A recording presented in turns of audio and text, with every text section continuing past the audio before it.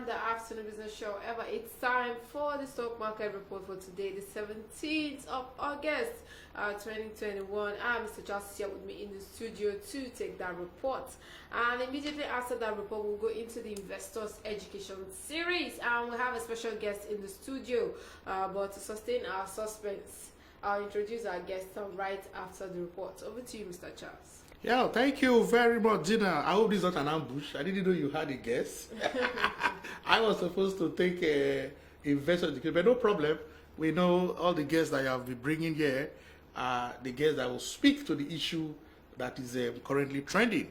Okay, like you have said, today is 17th August 2021, and it's the time for the stock market report. Please, those of you who are viewing us from our social media platform, don't think I am an EFCC personnel. This is the NGS Limited, the trading jacket. So as soon as I'm through with trading, get to the studio, I just need to be on this jacket while reporting what has happened in the market today. And you will notice that today it was a very, very serious day in terms of trading. The bulls and the bears were at each other. There were frequent buying and selling, but when the closing gong sounded, the bulls took control. And so today the market closed in the positive territory. The ASI, which measures the performances of all the quoted equities on the NGS platform, gained 0.11% to close at 39,550.36 basis points.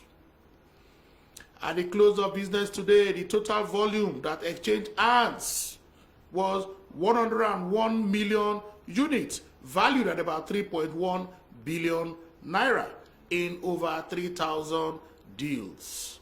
Moving on straight to the sectoral performances, starting with the NGS 30, like we have always mentioned.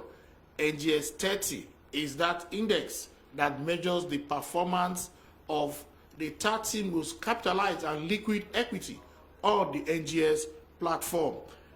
The NGS 30 today closed in the positive territory after adding 0.04%. The insurance sector was, however, negative after losing 1.17%. We also have the banking sector, which closed in the negative territory, losing 0.02%. The industrial sector was positive, adding 1.76%.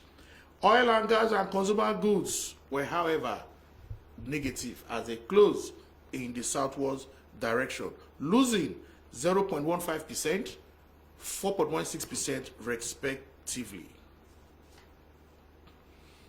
Going on, looking at the gainers chart, topping that chart today, of course, it's the flour miller, Honeywell, operating from somewhere at Tinkan Island at Papa, adding 9.78% to close at 2 naira 47 kobo. We also have the pharmaceutical giant Pharmadeco, adding 9.24% to close at 1 naira 30 kobo.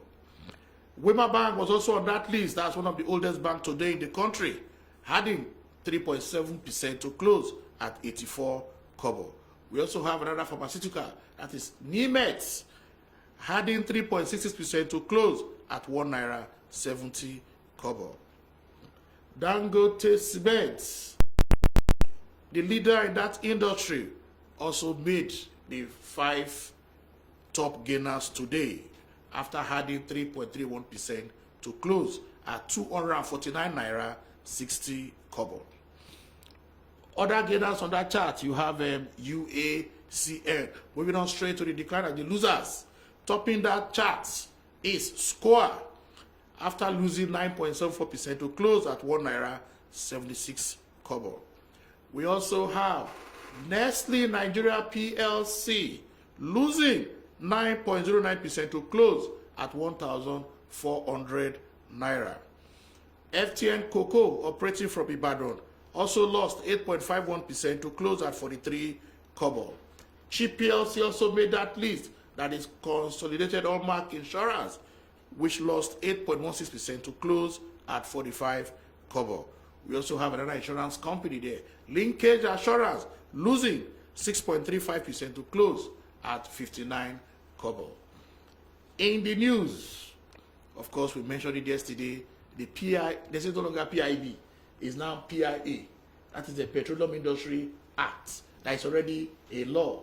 And we are going to be seeing and following that development to see how that affects the oil and gas sector in the Nigerian capital market. You know, the oil and gas sector is one of the major sectors today in our market, where you have the likes of Ohando, Corn Oil, Seplat, Total, and so many, even MRS. So we're going to be seeing how this PIA now is going to affect their performance, whether it is downstream, midstream, or upstream, as the expert will begin to tell us. So we're going to be following that development closely, and in our subsequent bulletin, we'll let our listeners be aware of the new development. Thank you. All right, thank you very much, Mr. Charles, for that report. Coming up next on the Afternoon Business Show is the Investors Education Series, and we're discussing all things mortgage related. But before we go